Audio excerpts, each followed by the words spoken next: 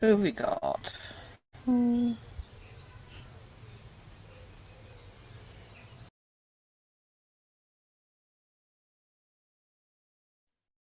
I think John was going to be joining us from Glastonbury, if I remember correctly. Glastonbury next week. Oh, next week. Oh Okay. no, no. You're right. You're right. He is going up this evening, I think. Yes, he's going up today to setting up for the weekend, I think. So yes, you're right. He might be in transit. Well, in that case, ladies and gentlemen, and Louis, our darling, boys and girls watching from afar, tonight we've got with us okay, here's me doing John Rowe, the glorious, the unparalleled, the unbelievable Clare Goodall. Thank you very much for lovely introduction. It's delightful to be here. It's always a joy. And I thought, as because I'm in England, it's a turned beautiful. Well, it's possibly a bit hot for my blood, but it's actually a really sunny evening. So I thought I can't be indoors, so I've come outside. So hopefully, fingers crossed, all the fingers crossed in the world, my signal doesn't break up. It's all right. Let me know if it's not working. And I've even because I really want to push the boundaries, I've turned my original sound on, so hopefully I can play something. So if that doesn't work, let me know. So hopefully it will not happen in the middle of a story. Yeah. So I hope things will go well. And I thought as I'm outside and I'm beneath trees, I thought I'd start with a story that's got trees in it, because we'll have a theme. And this story concerns Zeus.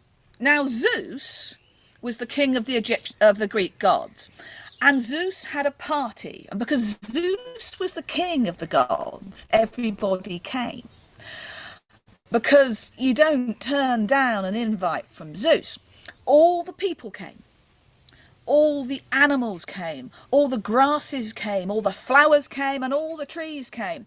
And by and large, everybody said they had a wonderful time. But between you and me, who's going to say that Zeus's party's not a great party?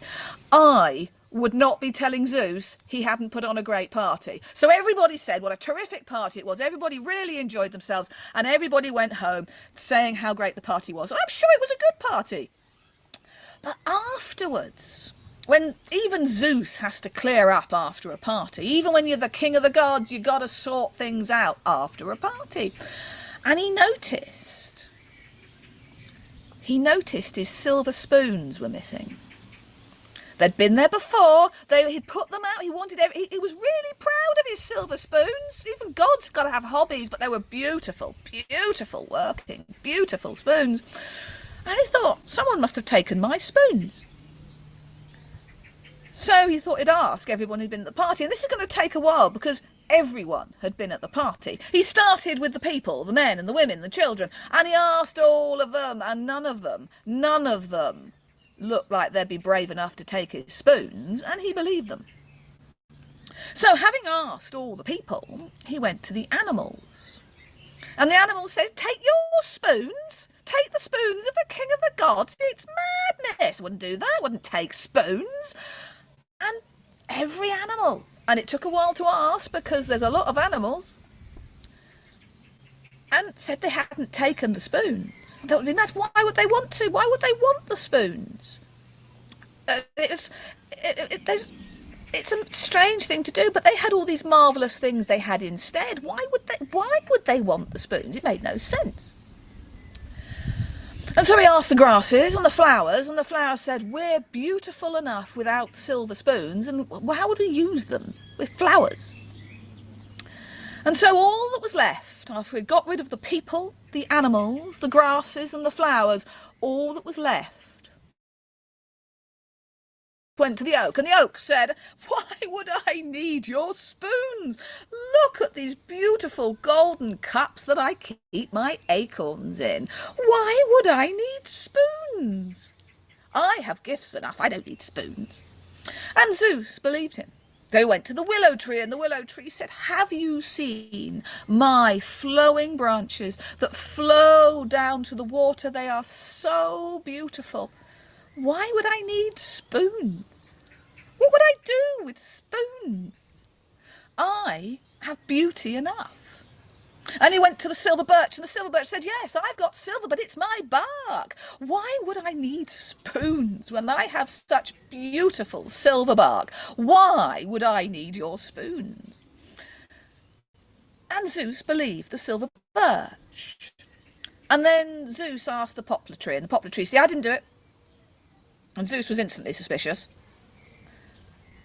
And the poplar tree said, I couldn't stop it. I couldn't help it. I mean, everybody's got such beautiful things. Have you seen the golden cups that the oak tree's got that keep the acorns? They're lovely. And have you seen the hair on the willow? The way the willow branches goes into the water, it's beautiful. And the silver birch. Why would they need your spoons when their bark is so beautiful? But what have I got? I just wanted something beautiful. And Zeus took pity on the poplar tree, because it was quite fortunate, really, because if Zeus is angry with you, there's going to be a pile of ash. And Zeus said to the poplar tree, from now on, all your branches and all your leaves have got to stick up so everyone can see what you're carrying. But Zeus also felt a little bit sorry for the poplar tree, and made it so there was a little bit of silver on the underside of its leaf, in memory of the spoons, and allowing the poplar tree to have something beautiful as well. And that's my story of a tree. Right, I haven't told that one for ages. And this one I haven't told for absolutely ages, because I like to tell for the World Storytelling Cafe, bring out some unusual ones. And this one is a very old story of mine. I heard it when I was a child, so I thought I'll tell it for the session for children. And it concerns Bruges.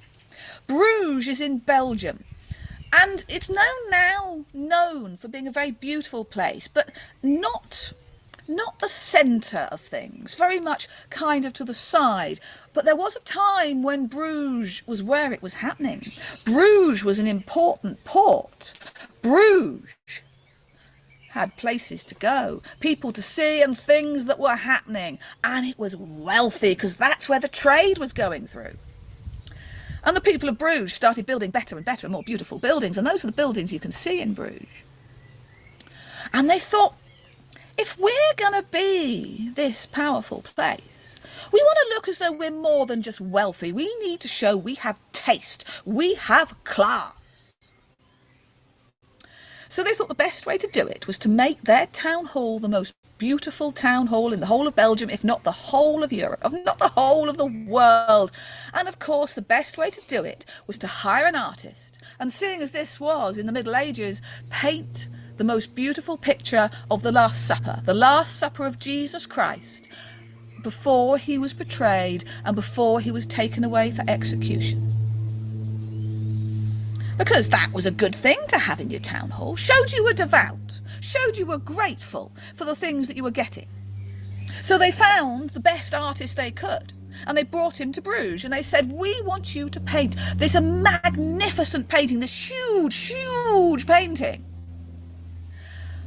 but on the condition that all the faces you use are the people of Bruges, so we can truly look at that painting for years to come and see ourselves in it. And the artist, it wasn't that bad an idea. I mean, why not? Why not do it? So he agreed that he would paint all the faces from the people of Bruges, but he warned them, if they wanted a true work of art, it was going to take some time, especially as the painting was enormous, because it had to go inside the entrance hall, and that entrance hall was grand. And the people of Bruges said, well, it's worth the money, as long as it's good. And the artist said, good takes time. And they said, if it's good, it can take time. And so the artist set about finding the people to be his faces for the people at the Last Supper, Jesus and his apostles. And surprisingly enough, he found face of Jesus almost instantly. He was the son of one of the promise. He looked like you could trust him, an honest man who would be kind, who cared, who had the whole world potentially in his hand. A face you could believe that would be Jesus's. And after that, he moved on to the next faces, painting the huge background and placing the figures in and putting the faces in. And he found Peter, and he found Andrew, and he found James, and he found John. And so it went on. And this took years because he had to have the right face for the right apostle. He found a marvellous person who was going to be the person waiting at the table of the Last Supper. But it took years. And the people of Bruges started to think that maybe this was taking a bit too long. When people would go to the artist's studio and they agreed this was a magnificent work of art. And the artist said, "You're prepared to wait." But they said, "It's been years. We didn't think it was this long. What's the problem?" And eventually the artist had to come clean. He had found Matthew, he'd found Thomas, even though it was the right look of doubt in his mind. But he couldn't find Judas Iscariot. He couldn't find the face that had betrayed Jesus, the Son of God. He couldn't find that face because he didn't want an evil face. He wanted someone who'd had everything and thrown it away. He wanted someone who couldn't see in front of him what was there, had betrayed Jesus for 30 pieces of silver. He needed a face that made that real. He needed a face that said it all. Of the loss, the waste, the opportunities that had been gone, and how the failure of folly of man, he needed all that in one face. And when it came down to it, when the people of Bruges realised this was the problem, they'd forgotten there had to be a Judas in the Last Supper, and that they'd insisted all the faces had to be people of Bruges. And they realised if they rushed the artist, they made a fuss, their face would be the face. Suddenly, nobody wanted that. So they let the artist find his Judas, because it didn't want it to be them. And the artist was genuinely looking, and he found one day the face of a man who fulfilled everything he'd wanted. The lost hopes, someone who had had it all and given it away, who couldn't even see what's in front of his eyes. Everything was written in this man's face, and he'd found him leaning over a jug in a tavern. And the man agreed to be painted on the condition he'd be paid, because you don't have that kind of face and be wealthy and happy and not in need of a job. And so the artist agreed that he should come to his studio, and the man posed, and his face was perfect.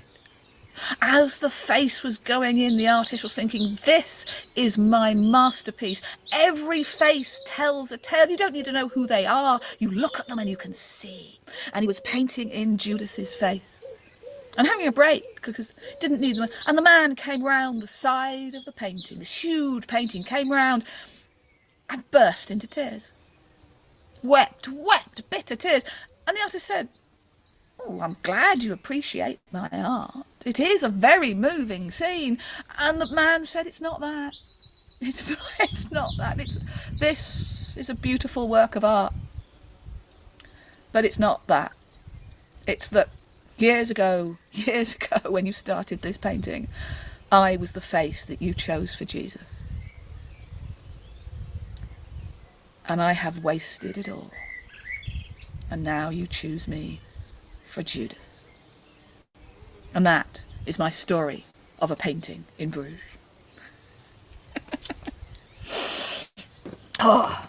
Right. I think I might try. See, I haven't tried this over Zoom before, but I have my little accordion, my concertina. And I think as we're outdoors, as I'm actually by water, I thought I might try and see if you can get a sea shanty, if it all works out. Hopefully, Hopefully it'll sound okay. But I said, great, we'll see Shanty. And after that, we need a good kind of lively drinking song.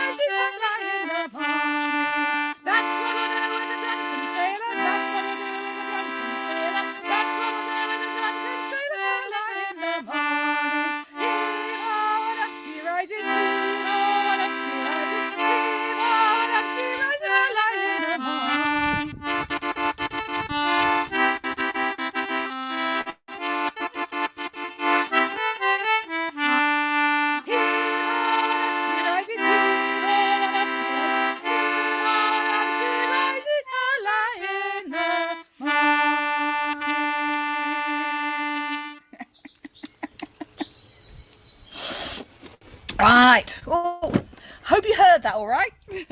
Excellent. Right. I think I'll tell next. This is a story I didn't used to tell much, but I'm starting to tell more now. And it's a good old classic one. It's a classic story. Concerns Jack. Now, Jack was an honest lad, but he wasn't very industrious. He wasn't what you could say go-getting. If given the choice of things, he'd stay home and do nothing. But that wasn't really what his mother wanted, because he was actually a fine, handsome young man, quite healthy, quite strong, who should be helping to earn a living around the house. And eventually, Jack's mother couldn't handle it anymore. She said, Jack, spinning only keeps one. You need to go out and contribute to the household unless you don't want to eat, you don't want to drink, and you don't want to have a roof over your head. Ooh. Jack was a bit surprised about this because he liked eating, he liked drinking, he liked having a roof over his head, and he'd rather stay there, but he thought, well, I better really contribute. It's true, I don't do a lot. I don't bring any money in. So he went out and he went and looked for work. And the first place he found work was with a farmer. And Jack didn't know much about farming, but he wasn't stupid. He was a bright boy. He just was a bit lazy and given the chance would do nothing rather than do something. But with the idea that he could get food and drink and keep the roof over his head, he was going to work hard, and he did. And everything the farmer gave him, he did a good job on. So the farmer, at the end of the first day, was really pleased and gave him a silver coin. And Jack had never had money before, never seen a silver coin. All the way home he was looking at it, looking.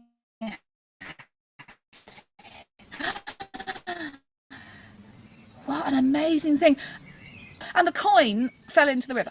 It came to his mother. And when his mother said, how'd it go? He said, went really well. I worked really hard. The farmer was really pleased and I got a silver coin. And she said, oh, where's the silver coin? That's really good. And he said, I was looking at it. And I tripped on a tree root and it went into the river. And you were looking at it. Why wasn't it in your pocket? The next time you get wages, put it in your pocket. I've sewn up those pockets. There's no holes in your pockets. It'll be safe. And Jack said, okay, when I get wages, they go in my pocket. So the next day he went out and he didn't go to the farmer this time. He went to the dairy farmer. And he said, you got any work? And the dairy farmer says, I've got work. I've always got work. I've got cows. There's always a lot of things happening on a farm. And so Jack worked hard. All the tasks he was given, he did well, and the farmer was really pleased at the end of the day. So at the end of the day, he gave him a jug of milk and said, here, this is what you get for your working so hard today. And it was lovely milk, all tasty, fresh from the cow. Very, very nice, creamy, finest milk. And Jack thought, oh, my mum's going to love this, but I better not lose it. I better not drop it in the river. I better do what she said. I'll put it in my pocket. So he opened his pocket and he poured the jug of milk into his pocket. And he was thinking, I'm not sure this is the way you're supposed to carry milk. So he kind of went home with a wet leg. It wasn't very nice. When he got there, his mum said, how'd it go? What did you do? He said, I went to a dairy farmer. I went very well. They gave me a jug of milk. She said, where's the jug of milk? And he said, I put it in my pocket, like you said. And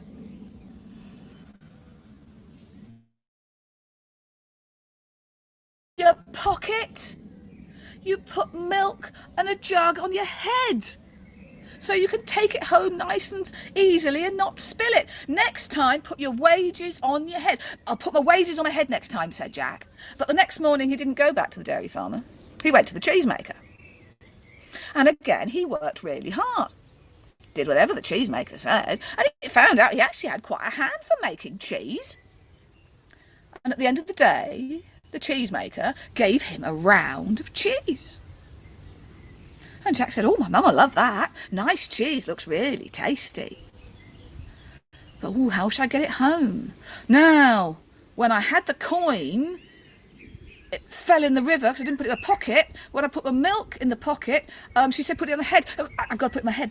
So he put the cheese on his head and walked home. But it was a sunny day and the sun beat down upon him, hot, and the cheese melted into his hair and into his clothes and all the way down, and nobody was going to want to eat that. And when he got back, his mum said, what's that all over you? He said, it's my wages. I was a cheesemaker, and you told me to put it on my head. I told you to put the jug on your head. You don't put cheese on your head. It's all melted. I can't eat that. From cheesemakers, you get your wages. You wrap it in paper and you carry it. Oh, said Jack. Oh, right, okay. Don't put cheese on your head. You wrap it in paper. Okay, but the next day he didn't go back to the cheesemaker. He went back to the miller. And he was good at the miller. He was a young, strong lad, handsome boy, and he was able to do a lot of jobs around the mill. And the miller was pleased. And the miller, at the end of the day, said, you need a fine reward, and gave him a cat. Now, everyone wants a cat. Keeps the mice away, the cats. And Jack thought, I do want a cat. Now, how do I get it home? remember, when a coin, I should have put it in my pocket, but that's wrong now. And milk, you go, I should have put my head, but no, don't do that now. Cheese, I wrap it in paper. So he took the cat and he wrapped the cat in paper and carried it. Cats don't like being wrapped in paper.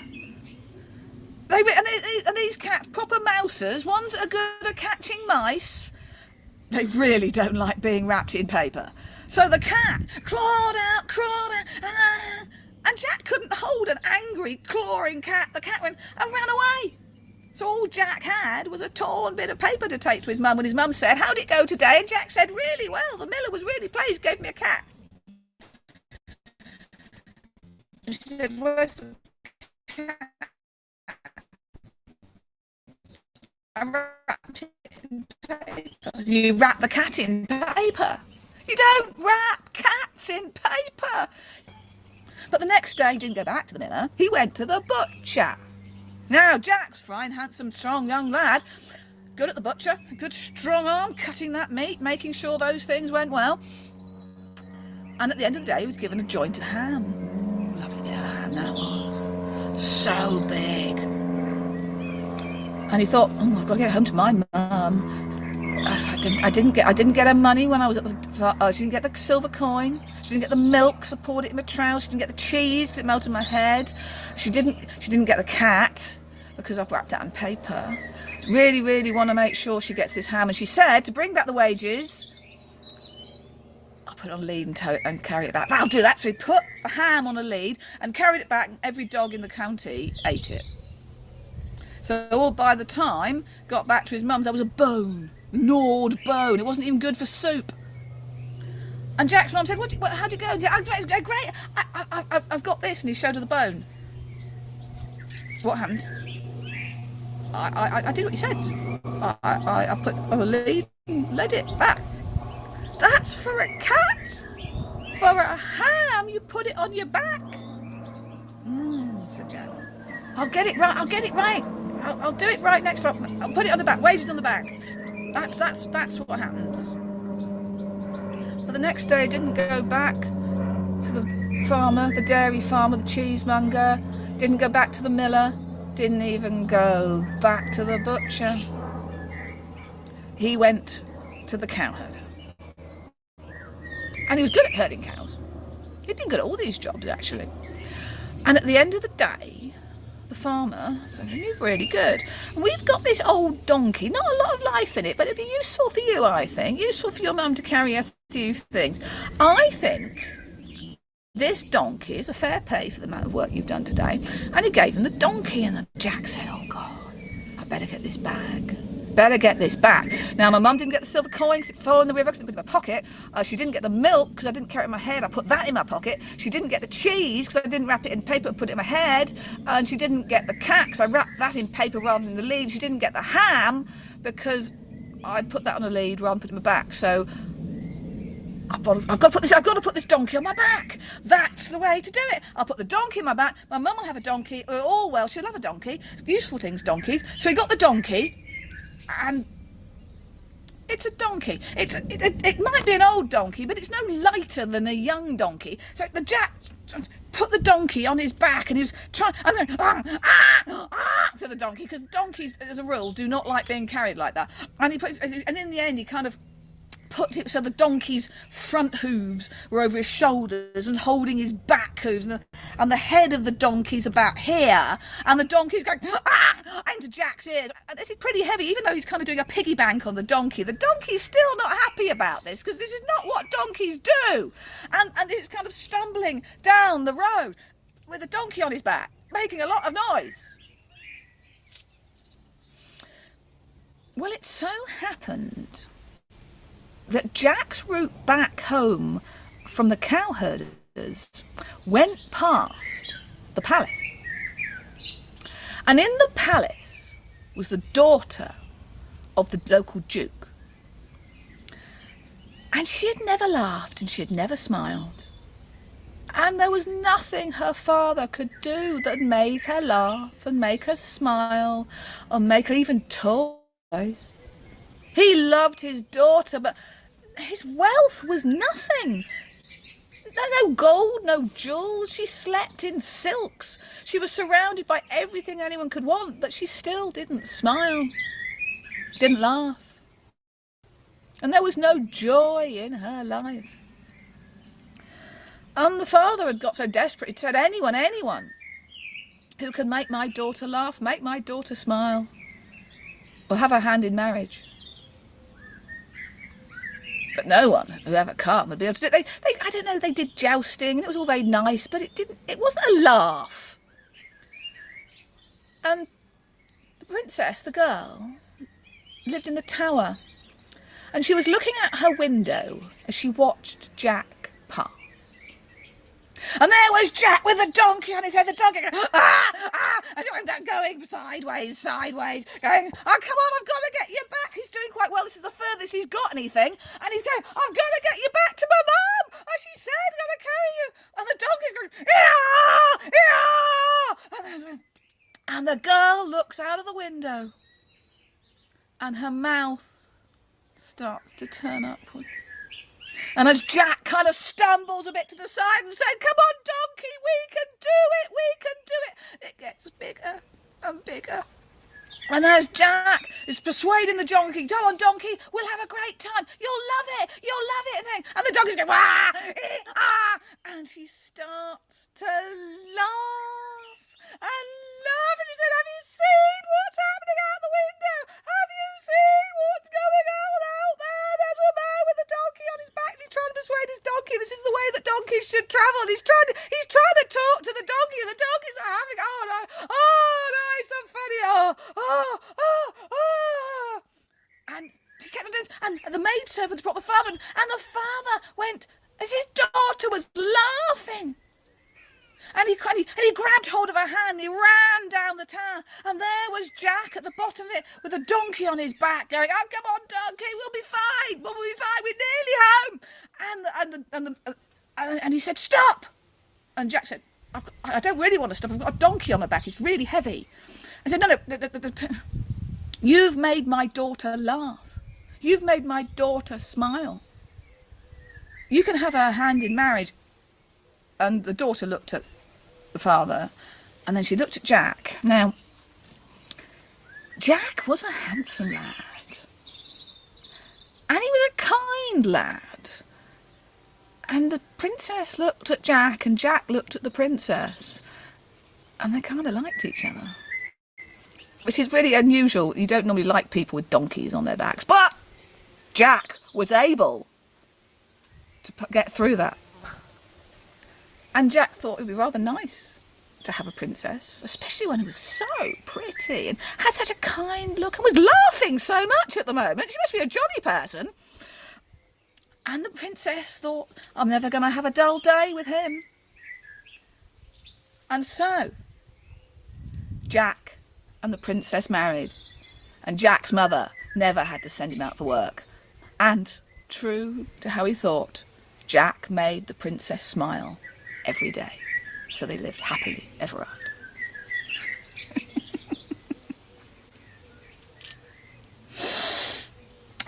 Well, how are we doing for time?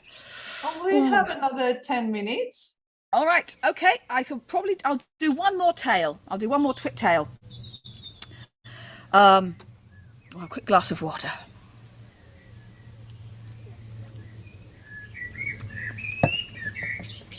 This concerns, this is from my favourite collection of stories, Aesop's Fables. Oh, I love an Aesop's Fable.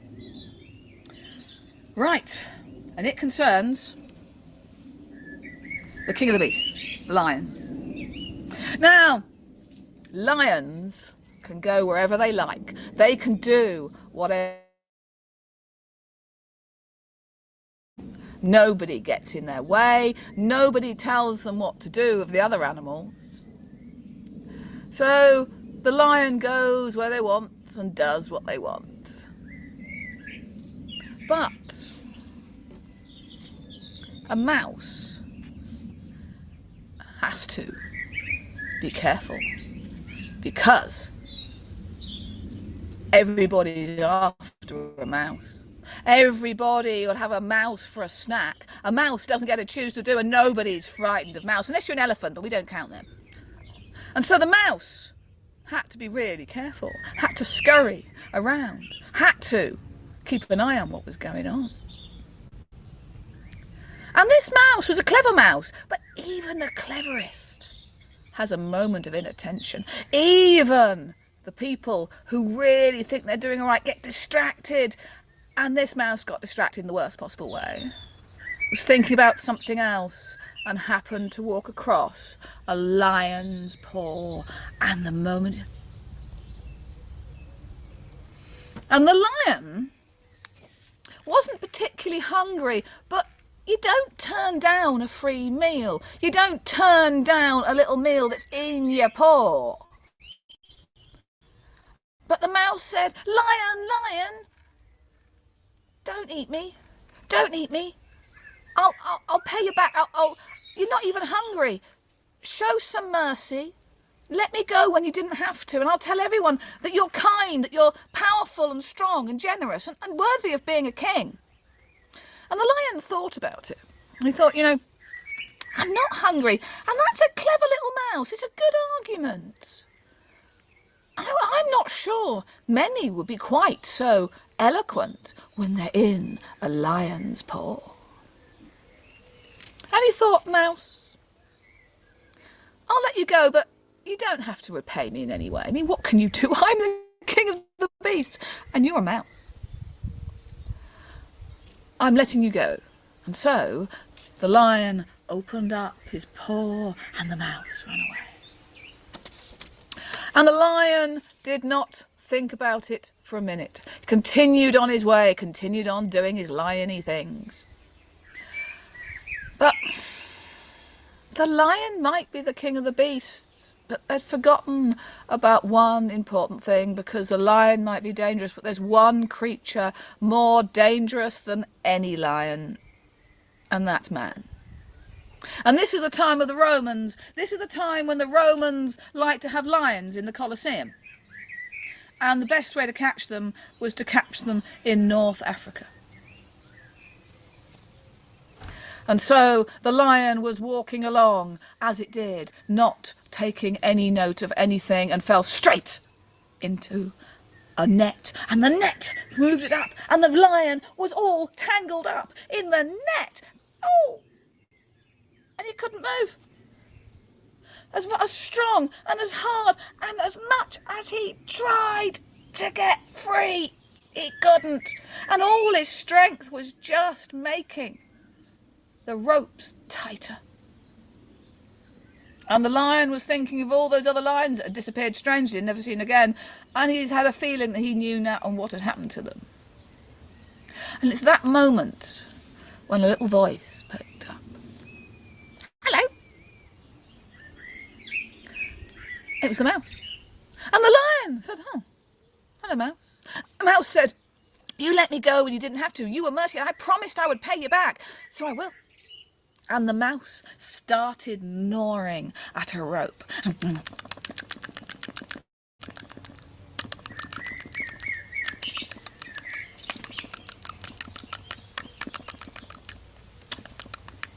It's a small mouse, it's a big rope.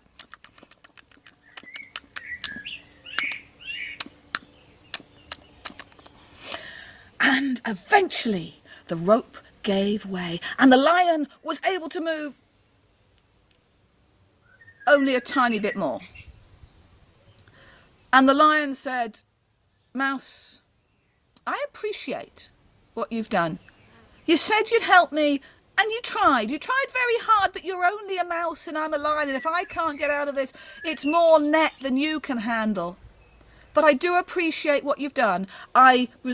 You need not have anything. You've done your very best." And the mouse said, "Best? That you think is my best? You haven't seen anything yet." And the mouse started gnawing at the next rope. And the next rope. And the next rope. and the next one, and the next one, and slowly the lion was able to free itself. And the lion said to the mouse, "Mouse, I never thought you could do me anything useful. I did not understand that it's not the size of the person, it's the size of their heart. And you are a bold, brave, and clever mouse. And I thank you for my life." And that is my story of a lion and a mouse. Oh, Claire, this has been wonderful. What brilliant stories, and what a laugh, especially with Jack. I mean, I could probably be in the place of that princess. Honestly. So, Louis, would you like to unmute and tell Claire whether you enjoyed the stories? Yes, please. It was amazing stories. I love Jack stories. Ah, lovely. I love No, Jack I like stories Jack. as well. Do you like my little, the lion and my mouse? It's very cute. Right. It's been a joy to tell today. It's been terrific. We have enjoyed it very much. Thank you, Claire. It's been wonderful. Thank you for hosting, Jaspina. Absolutely. So glad. Continue doing my John Rowe impersonation and tell the people what's coming next. Where's your hat? Yeah, I don't have a hat.